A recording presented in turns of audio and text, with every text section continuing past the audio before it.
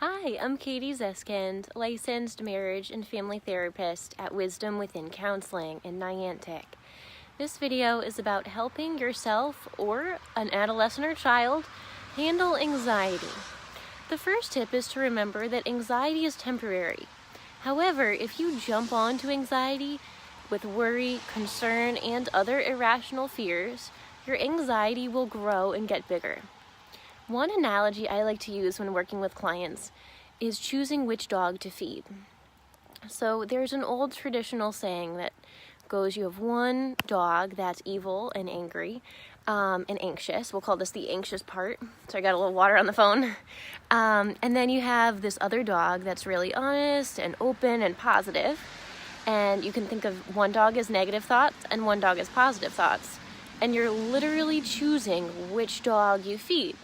So you can choose to feed your negative thoughts, or you can make an active choice to feed your positive thoughts. And the idea here is that you can take a moment to pause rather than reacting. And in that moment, you can choose to feed your positive self-talk.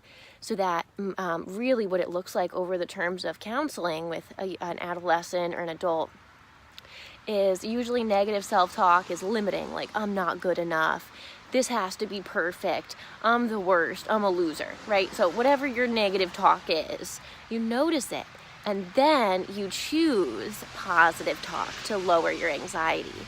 So that could be, I am good enough. I am exactly where I'm meant to be to grow and to thrive. Or even though I have anxiety, I know it's to protect me.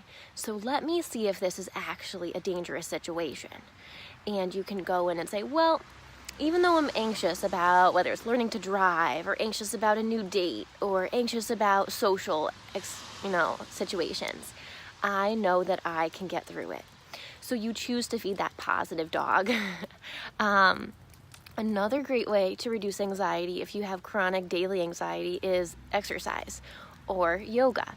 So this might simply be taking a morning spin class at Zen and Now in Niantic. Ooh, a little raindrop. Or it could be taking a gentle yoga class via a Gaiam TV or a YouTube video. Or even doing something fun like going hiking at Devil's Hop Yard in East Haddam.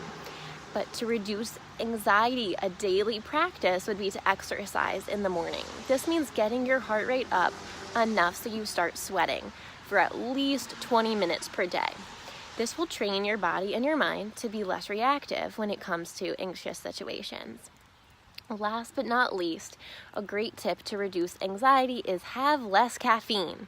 So number one, if you wake up, you start your day with a giant cup of coffee, your anxiety will increase because caffeine makes your thoughts go faster. Anxiety, your thoughts are already going super fast and you might already be overwhelmed with your thoughts. So don't turn to caffeine. Try to eliminate caffeine if you can, even though you might like green tea or your cup of coffee. See if you can turn to an herbal tea and really start to gain self-awareness around caffeine related to anxiety.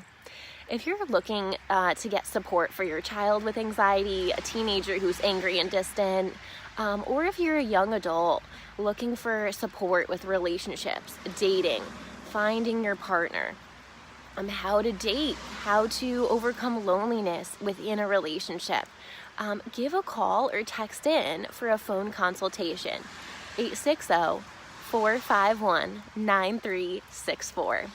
I have tons of free parenting resources, articles on highly sensitive individuals, how to date if you're highly sensitive or an empath, even tips for parents on helping a child or teenager with an eating disorder. Hi, Jessie. Tips for helping parents support a teenager while setting healthy boundaries who's self-harming. How to advocate. Hi, Karen. Advocate for your teenager who might be bisexual or have announced they're polyamorous, or and I also go through these different terms. So if you're like, what does that mean? There can be a huge generation gap if you're raising a teenager in 2019. If you grew up in the 80s, and so I try to break down those confusing new age terms. queer, androgynous. A lot of times parents are like, what does that even mean? So we, in addition to individual counseling for your anxious child or you're just a teenager, I offer a full family assessment.